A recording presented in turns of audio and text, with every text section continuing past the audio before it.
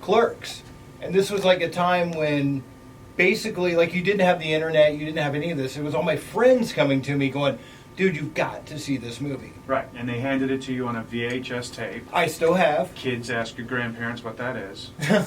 We actually had to leave the house to go get movies, and then be kind and rewind, and then return these movies. We actually Otherwise, you had got a fine. We actually had a video rewinder. Remember those? Yep.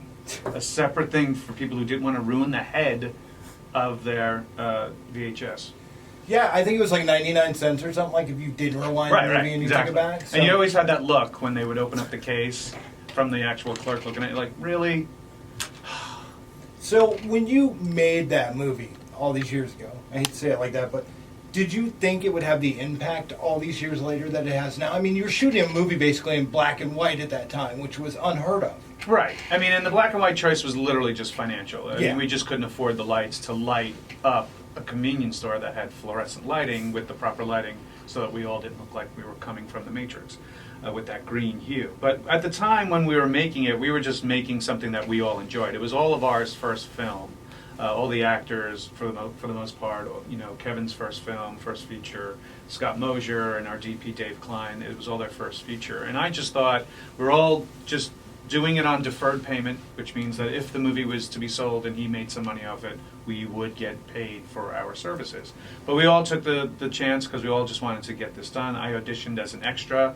He liked what I did and then put me in the role of Dante, and then the guy who would have been Dante went on to play a different role in the movie. And so at the end, I just thought that I would have a previously mentioned VHS copy of the film to show to friends, like, hey, look what I did this past spring with a bunch of people. Isn't this kind of hilarious? Because the kind of humor, the kind of subject matter from the original Clerks was nothing that you saw in mainstream movies, especially. And I wasn't hipped to the indie movie world as heavily as, let's say, Kevin was and other people was. Like, I wasn't going into Manhattan to go to the Angelica to see this new wave kind of French film where, you know, me and my friends would go into New York City to go see the Hong Kong Film Festival to see a lot of Hong Kong films because there was a lot of martial arts involved, a lot of cool stuff like that. Right. And so to go into the independent film world, I didn't think it would ever get to where we are today. Who's the better Hicks, Gil Hicks or Dante Hicks? You know what? It depends on your liking. I think Dante Hicks is the more pragmatic of all of them. Gil Hicks is more of the, hey, swarmy kind of, I'll take you out on a date to the cheese house. And then Grant Hicks is the news reporter from Dogma. Right. So he's more of a, like, buckle down, real, get a job kind of, you know, middle of the road kind of guy. And then we named him Sean Hicks, but it's not in the credits that way. But the TV executive from Chasing Amy, the scene with me and Matt Damon, right.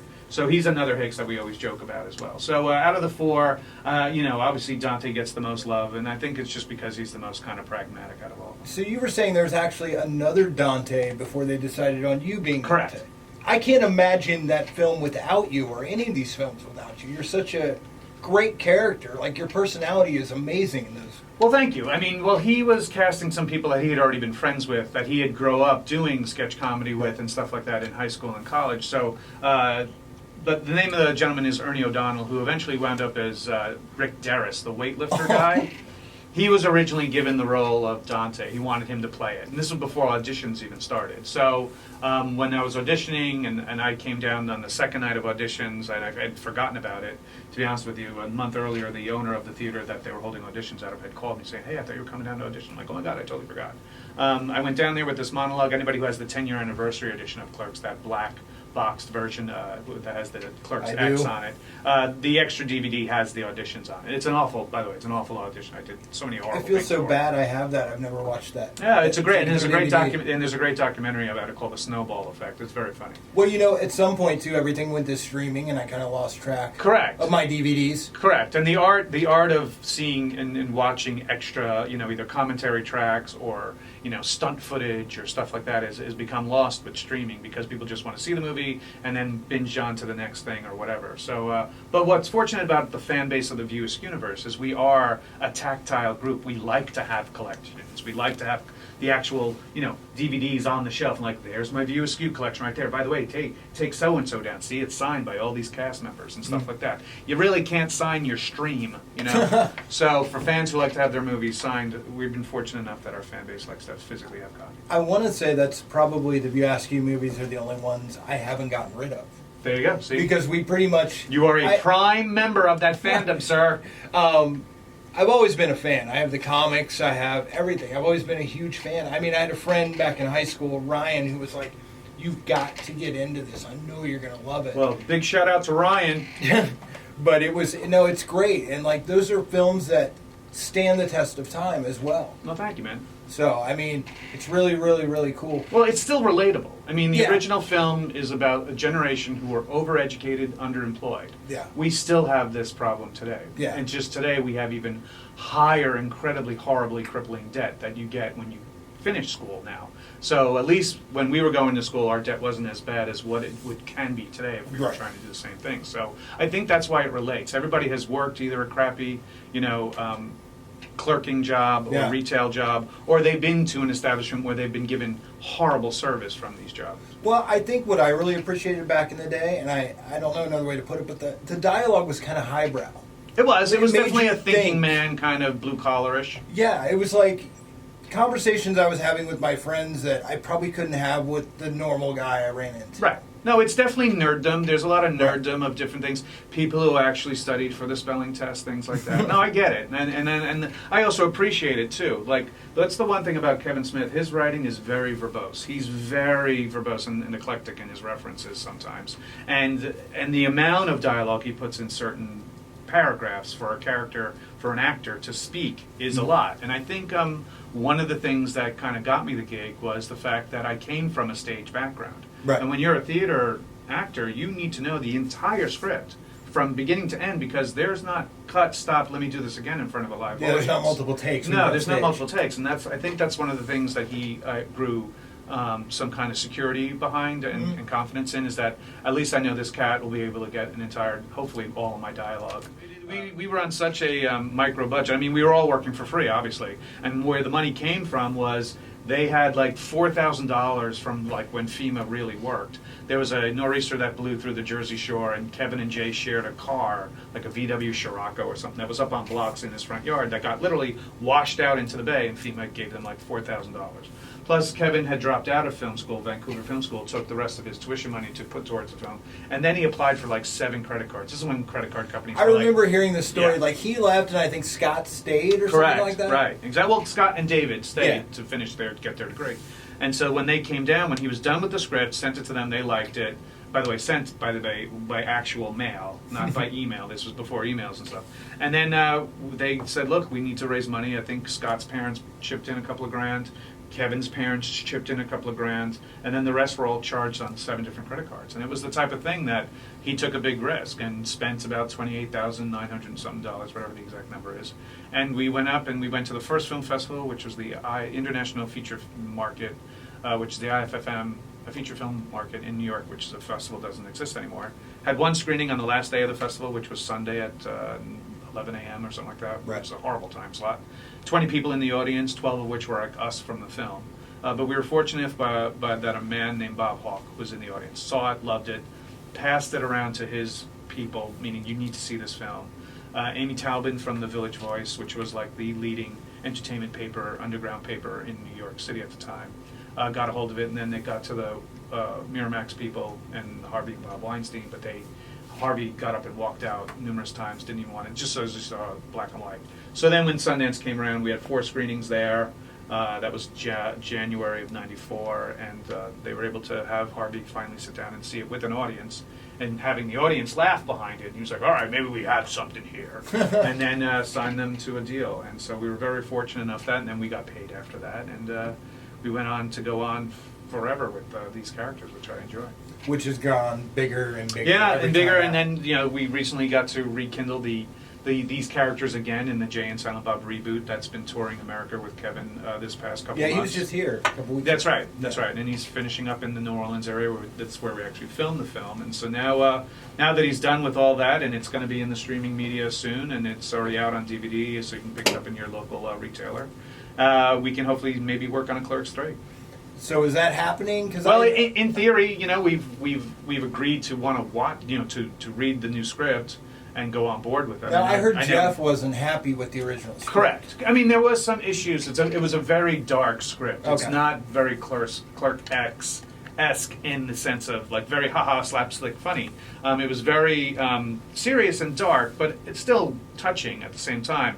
We recently, about last year, I think it was like August or so, we had a staged reading of the script for a fundraiser at the theater that we all auditioned at for the movie. Mm-hmm. They needing to upgrade their lighting system and sound system. You guys were trying to help out. And then we did, and they were needing to get $50,000 raised. We raised $25,000 that night. We had 2 screenings in the one day, a matinee and then an evening of this script. And so Kevin's like, this script's never going to be produced. It's too dark. It's not. This is before my heart attack, and I was in not the greatest of moods. And since then, now he's had a different look on life after his heart attack and his recovery. So we got GalaxyCon coming. That's right. I got to ask you this before we get into that. Sure. What does it feel like that these people come out to see you and still have all this loyalty to the characters that you play after all these years? I mean, they get revved up to come out and see you guys. Well, first off, I'm blessed. I'm truly blessed. I mean, everybody from the Views universe, we are really blessed and really appreciate the fact because we are fans as well of other genres and other things as well. Just yesterday, I was on the air with Sam Jones, Flash promoting, Gordon. right? So Flash Gordon. So you have people here who are voiceover actors from Dragon Ball Z. And you have people here from so many different genres. I mean, you're gonna have Gilbert Gottfried in town this weekend. The voice of the parrot in Aladdin, plus many others, and just a hilarious man. Yeah, and the Affleck Duck, right? And so then I find it very cool to hear the stories about how this film really impacted them, changed their lives. Some people, I get a lot of that. People got into making their own films after watching our films, and that's awesome. And or people who's like, you know what, the Clerks 2 really touched me and make me solidify my friendship with my circle of close friends, and how we really have each other in the end of it when it comes down to it. And so that type of thing I've always enjoyed. And coming to something like GalaxyCon and hearing these stories, it kind of validates to me that I'm doing something in the world that is a positive light to certain people, right. Or especially service members. There are service members who are out of country who are in these patrols in Afghanistan or in Iraq or wherever they're stationed, and they're seeing some pretty heavy stuff out there. And they'll get back to camp, and someone will have it on in their in the PX or wherever, and then have a movie to get their mind out of their patrol that they just had, or sailors out on ship or in submarines, and they'll have it in their rack as they're watching it. And it's good to know that someone who are real heroes, who are really putting their lives on the line, can get a little joy and entertainment out of some dick and fart jokes that me and my friends have done over the Right on. I always feel like Clerks is like the film of my generation. Right on. Like I really do. I feel like if I could identify from one film at that time, people would say, well, like Forrest Gump or this or that. I know, and it's and anybody wants to go on Google right now and type in films from 1994. Look at the monster load of incredibly, unbelievable films that came out. Pulp Fiction. I mean, it was crazy. Tons of great films came out on that year. It was you had films that would have won Oscars if they would have put out a year before or a year after. Correct. And now that the list goes 10 deep when it comes to Oscar nominations, there would have been easily all 10 of them. You'd still be going like, oh, but what about so-and-so? You'd still be fighting to get certain films on it. But those are like mainstream Hollywood films. There was just something about Clerks that was endearing. It was like a garage band of movies. Yeah, it was like this little find that you saw in a club. I'm like, dude, you totally got to see this band Clerks. It's awesome. Yeah, here's their bootleg CD. I remember my like I said, my friend putting it on, and I'm like, what the hell are we watching? Yeah, because the black and white throws people off, right? And he's like, well, they didn't have the budget, and he knew everything about it because. I mean, and you had to do research then. It wasn't like grabbing your phone, hitting Google, and going, "What's the story?" No, you had to find Premiere Magazine or Film Threat Magazine or something like that to catch up on, or Fangoria Magazine if you're a horror fan, things like that. Right. Yeah, you had to go and go to your local Barnes and Noble and sit there secretly while reading all your magazines, and not having to buy them, paying for overpriced coffee. Right, exactly. Yeah. So it was that type of thing that's our fan base, that they do appreciate it that way, and even music back in that time period was awesome. It's this huge, epic kind of alternative feel to it that just was taking over the mainstream. One of the best scenes in Clerks is when he's late and he's getting the keys. Yeah. And he's walking out, and Alice in Chains is playing when he's walking to the video store. Right, and that's another thing. I mean, Yeah. The music's amazing. The music was really great. The Miramax put in $1 million into the soundtrack and cleanup of the film in general. Wow. So we had a band called Love Amongst Freaks, which was a local band who is it's the original song in the film, and they have another song on the soundtrack as well. But they did all the music for the film at first. And then when Miramax bought it, we said, no, we're going to do some cross-marketing with our music labels and stuff like that. And so Kevin and Scott were given this catalog of tons of bands and tons of songs to pick. And God love them, they picked out some really great bands and some really great songs to be a part of the soundtrack. All of the movies are like that, though. There's great music in them. And it seems like... But now it's very costly. I mean, it's very today costly, it's but it's incredibly like, costly. I don't know, but like, it just seems like the music they pick for the films is perfect at the perfect time. Right. And that's the same thing even with all of Kevin's films. If you watch even Jersey Girl, things like that, he always has been heavy with what he knows. He makes conscious decisions that reflect the story, that actually move the story along in a proper way with his music. Right on.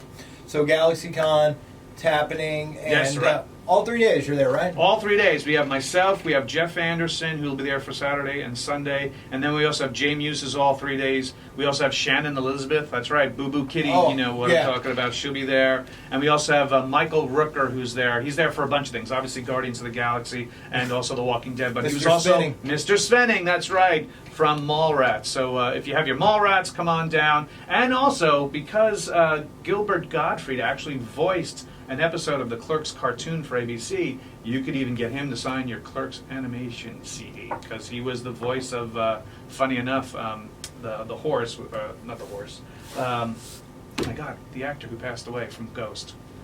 Patrick Swayze. Patrick Swayze. He was Patrick Swayze. He came on with the voice of Gilbert Gottfried, but he was saying he was Patrick Swayze. It was hilarious. So come on out. There's so many things there. There's wrestling there. There's, if you're into Funko Pops, there's so many vendors selling that. You have comic book artists. These artists that actually have created these superheroes are going to be there. And then we also have panels and the after parties. The building doesn't close on Saturday till 2 a.m. Yeah. So, midnight every night is at least something going on at the convention center. We have gaming rooms. If you're into video gaming, into Fortnite or Apex, whatever, we have 24-hour gaming rooms going on, table games as well. So if you can't find something to entertain yourself this weekend at this place, I don't know where you're going to go. You might as well just stay home and shut yourself in.